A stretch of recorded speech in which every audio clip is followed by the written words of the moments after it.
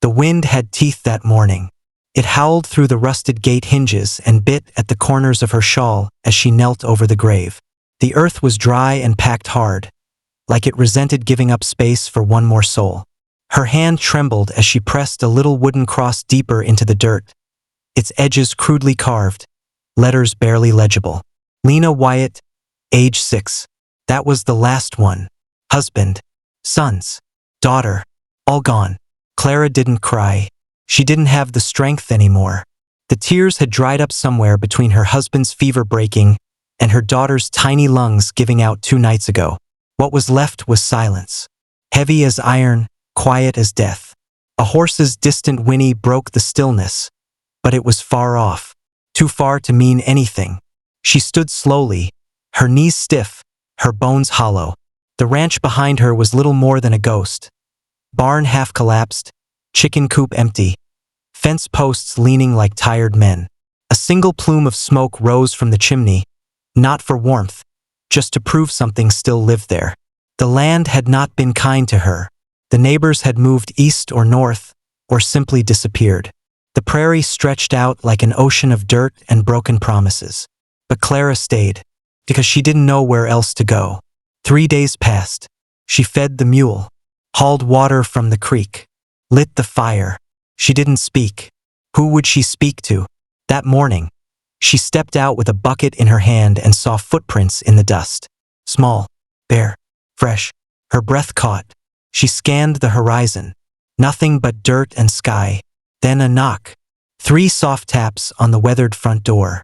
Not urgent, not loud, just careful. She turned slowly. There on the porch stood a boy. Couldn't have been older than 8.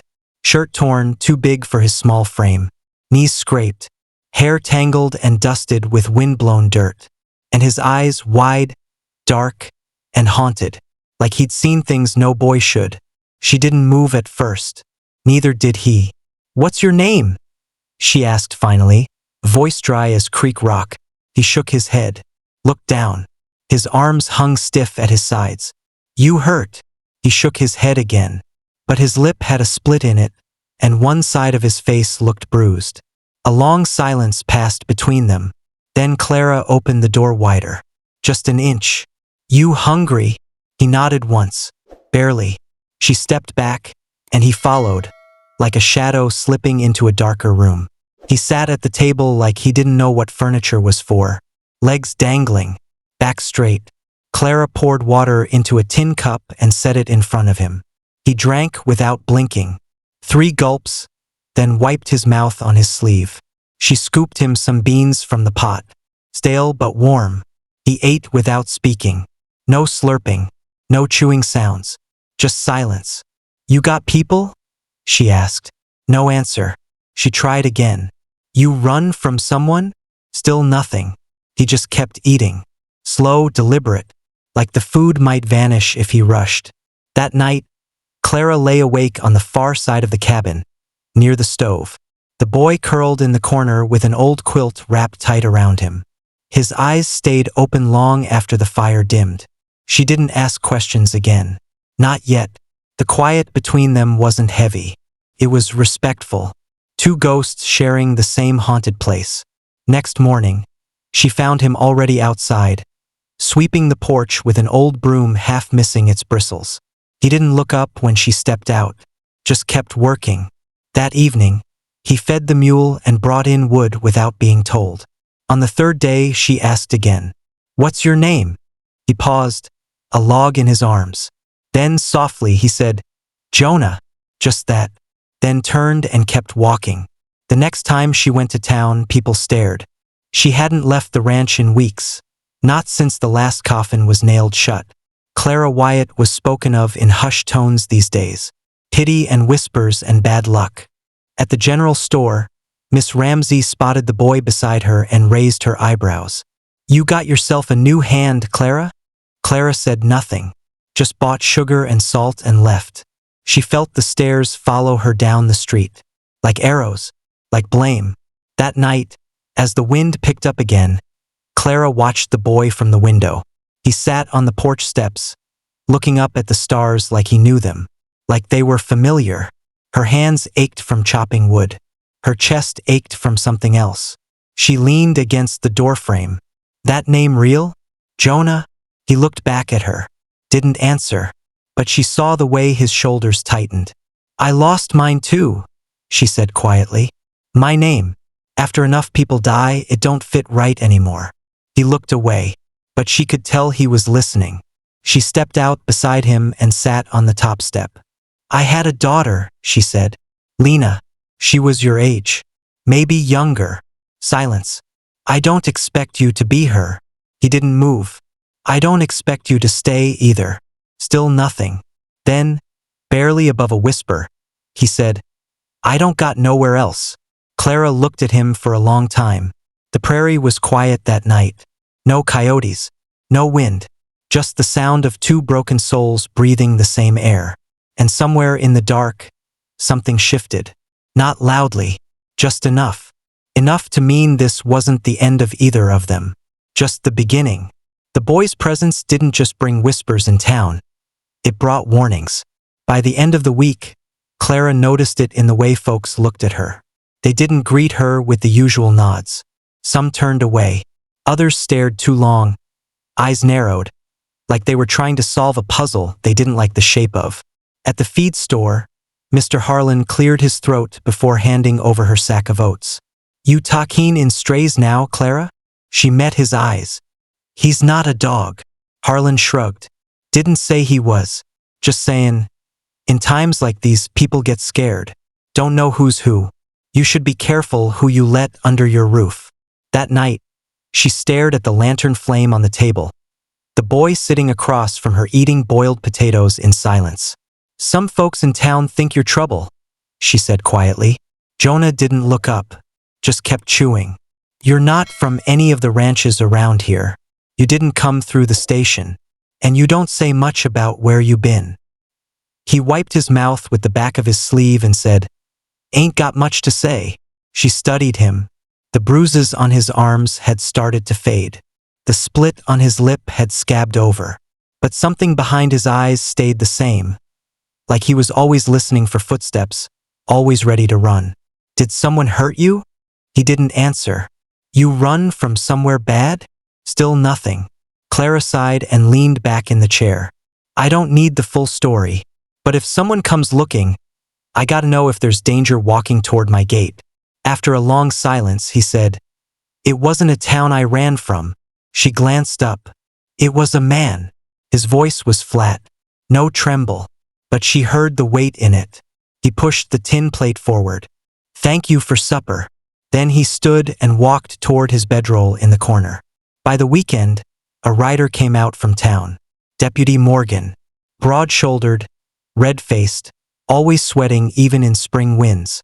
He dismounted slowly and knocked with the back of his knuckles like he owned the door. Clara stepped outside, apron still dusted with flour. Mornin', Miss Wyatt. Deputy. He nodded toward the barn. Got a tip you was harboring a boy. One who don't belong to you. Clara didn't blink. Who gave you that tip? He gave a half smile. That ain't important. He steal something? No, ma'am. Break a law. Morgan scratched at his chin. Look, Clara. We're just trying to keep peace in town. There's been stories. Boys get taken from trains, from wagons. Sometimes by folks meaning well. Sometimes not. I didn't steal him, deputy. I believe you. She narrowed her eyes.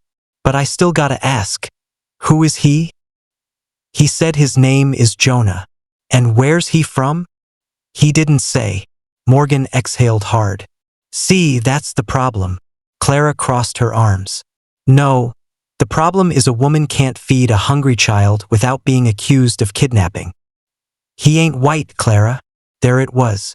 The air between them turned colder than the wind. She stared at him, lips pressed tight. Morgan shifted awkwardly.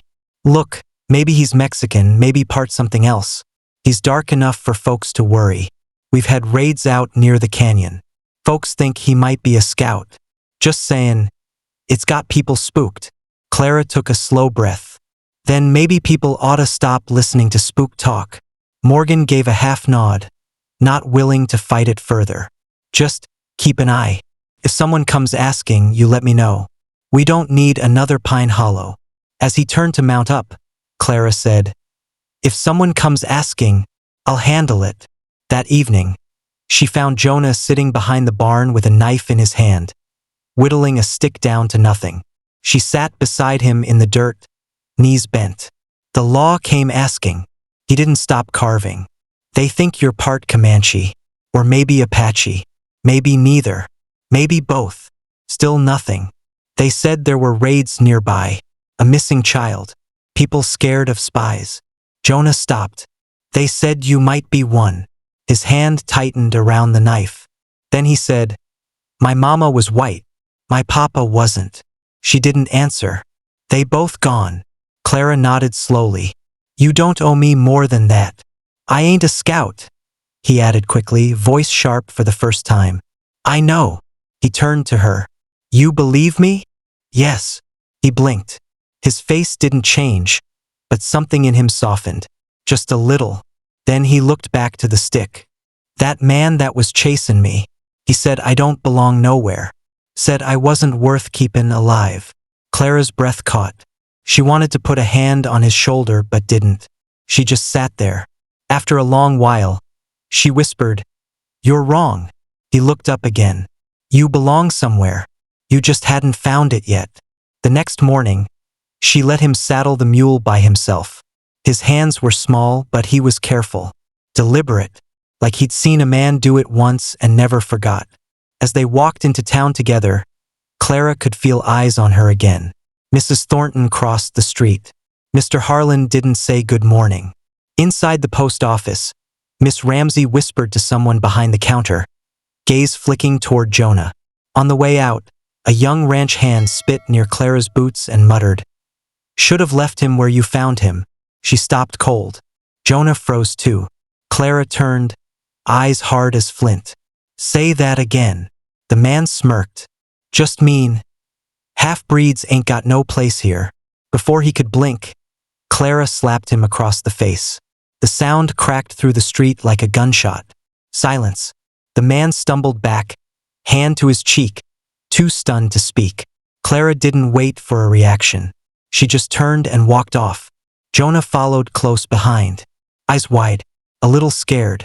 You didn't have to do that, he whispered. She didn't look back. Yes, I did. And that was the first time he smiled. Just a little, like something deep inside him had just shifted toward the light. The prairie was too still. The kind of still that made the hair on Clara's arms lift and her grip on the shovel tighten. She had been mending the fence. Same chore she'd done 100 times. But today, something in the wind felt wrong. Not angry, not loud, just watching. She scanned the ridge above the creek, where the tall dry grass swayed in rhythm. Nothing, but her gut didn't settle. By the time she walked back to the house, Jonah was already on the porch, sitting stiff with his eyes locked on the trees beyond the barn. They're here, he whispered. Clara's heart thudded. Who? He didn't answer, just pointed. She followed his gaze, and there, tucked in the shadows beyond the edge of the property, stood two figures. Still, tall, painted faces, horsehair braids. One held a staff with something tied to the top. Feathers? Maybe bones. The other had a bough slung across his back, but his hands weren't on it. Not yet. Jonah stepped behind her. You know them? She asked quietly. I don't know their names, but I know what they mean. She didn't run. That was rule number 1. Never run. She stepped off the porch slowly, hands visible, every movement calm. The men didn't move. They watched her with eyes like polished stone, unreadable, ancient. When she reached the edge of the yard, she stopped. I'm Clara Wyatt. This is my land. The taller one spoke, his voice low, calm. His English was careful but clear. You have the boy. She glanced back at the porch. Jonah hadn't moved. I have a boy who needed help, she said evenly. He is ours. Clara's heart clenched. He said he lost his family.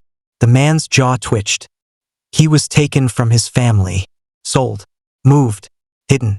We followed the smoke of his footsteps. She searched their faces. Then why didn't he know you? He was taken when he was very small, the other one said, stepping forward. Too small to remember. But we remember him. The taller one added. He bears the mark. Left shoulder. Clara turned. Jonah was standing now. He looked pale. She called softly, Jonah, come here. He stepped toward her slowly, one foot dragging behind the other like it weighed too much. She knelt beside him. Can I see your shoulder? He didn't move at first. Then, slowly, he pulled the shirt collar down, just enough. There, beneath his collarbone and onto his shoulder, was a faint pattern.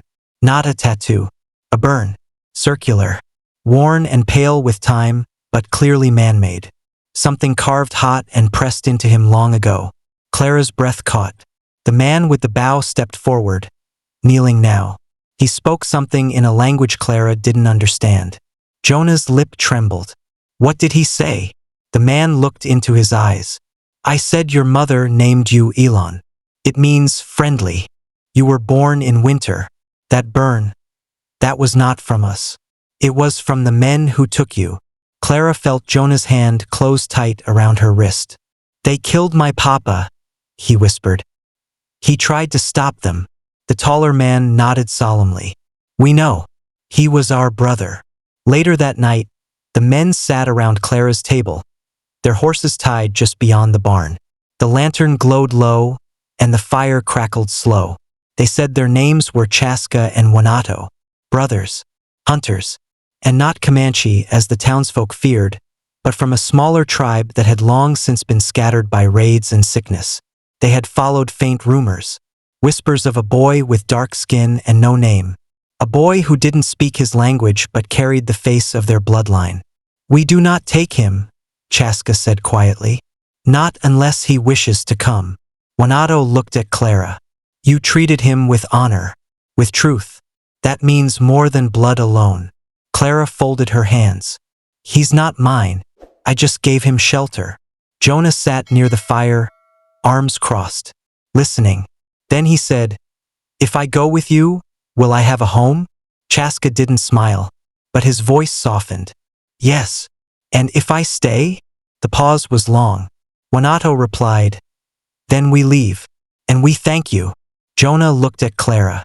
She felt the weight of his stare like a question, but she didn't answer for him. He stood slowly, crossed to the table, and looked down at the mark on his shoulder. I don't remember her, or him, but I remember fire. I remember screaming. No one spoke. Jonah looked at the men. Will you teach me the things I forgot? Chaska nodded. Then Jonah looked back at Clara. Can I come back here? When I want. She nodded, throat tight. This door stays open. When the men left, Jonah went with them. But he didn't ride far. Just beyond the trees, to where a small camp had been made. He said he wanted time. Said he wanted to know what it felt like to be from somewhere. Clara stood alone on the porch, watching the shadows move between the trees. For the first time in weeks, she felt something new. Not loss, not fear, but the ache of choice. And the strange, quiet beauty of letting someone belong to more than just you. Nights passed with a strange silence. Not the silence of emptiness. Clara had known that kind before. No, this was different. This was the quiet of something shifting in the soil, like the ranch had taken a deep breath and didn't know yet whether to exhale. She missed the sound of his feet on the floorboards, the way he swept the porch at dawn like it was his job and no one else's. But mostly, she missed the company, the unspoken rhythm between them. Two people who didn't say much, but understood even less had to be said. She visited the edge of the trees each morning.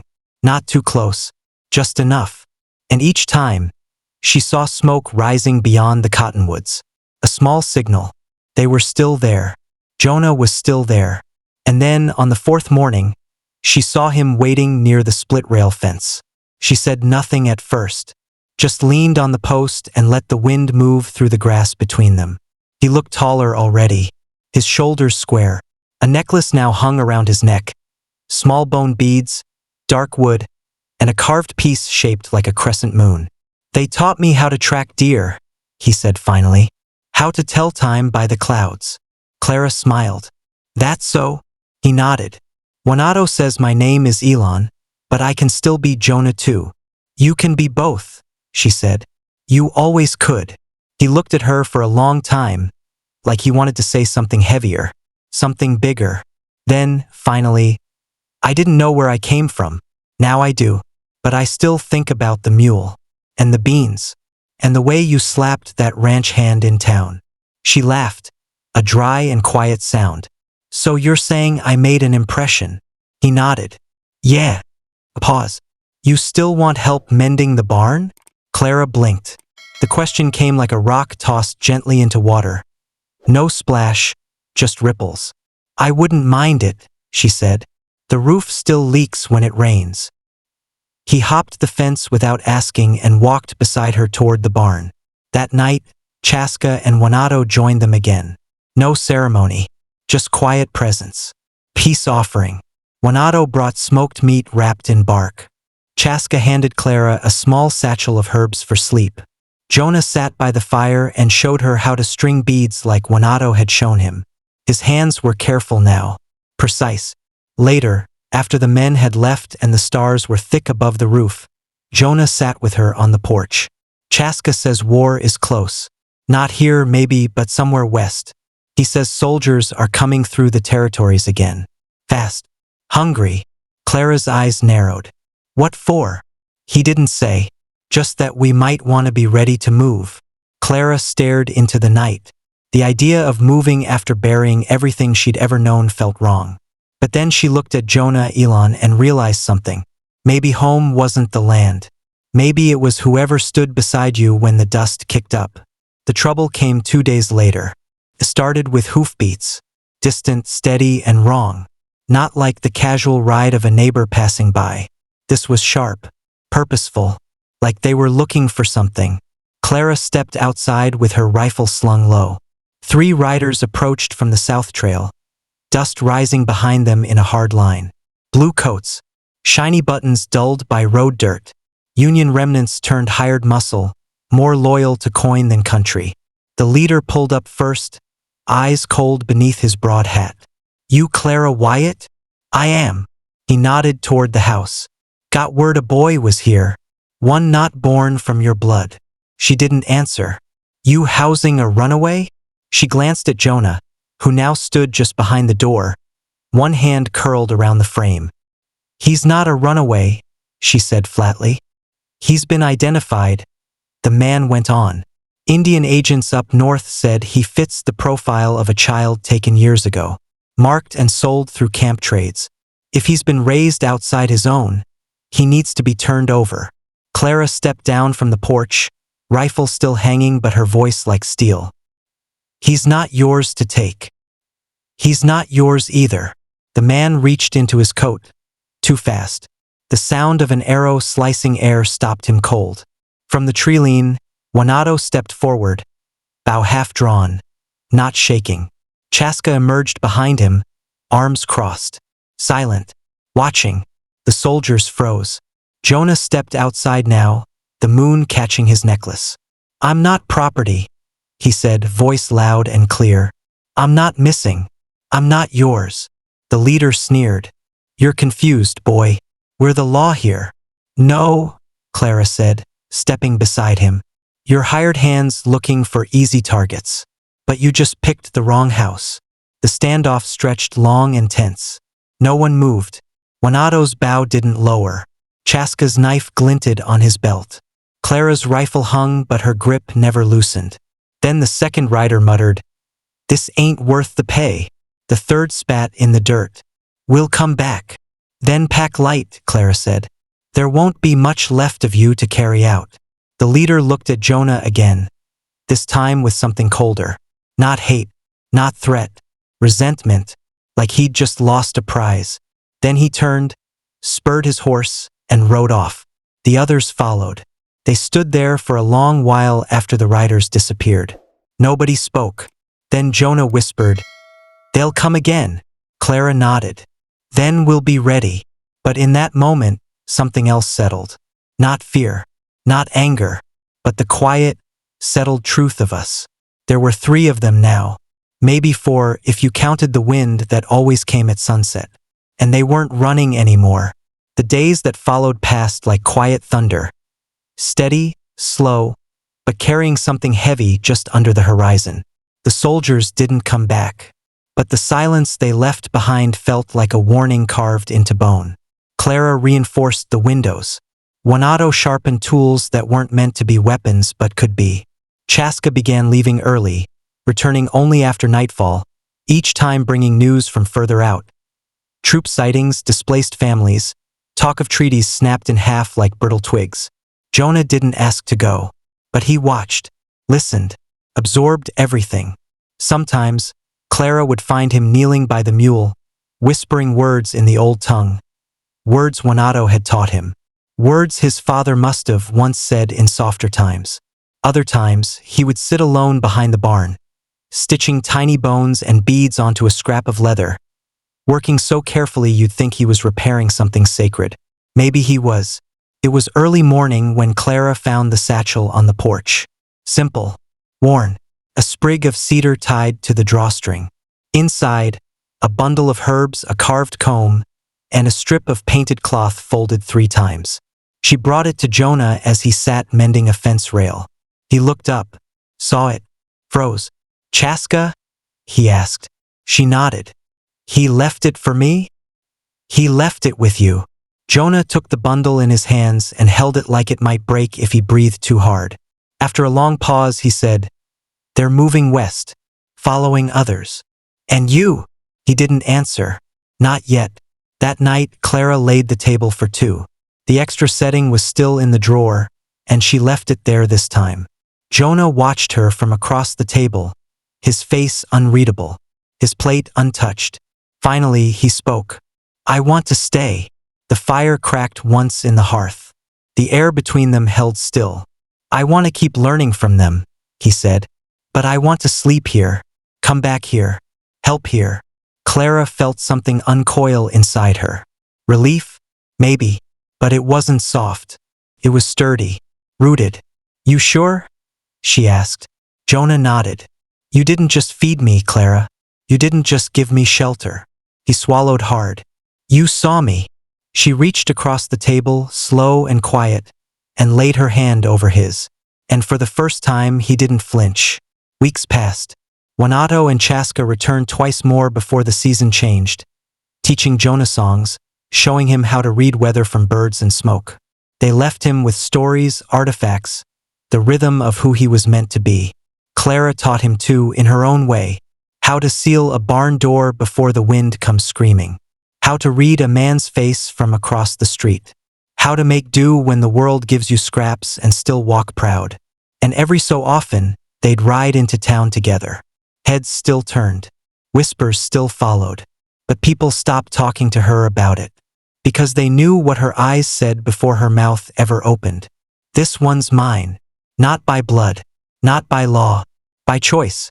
One chilly dusk, as they stood side by side watching the sky bruise into dusk, Jonah spoke without turning his head. "Do you think I'm 2 people?" She didn't answer right away. He went on.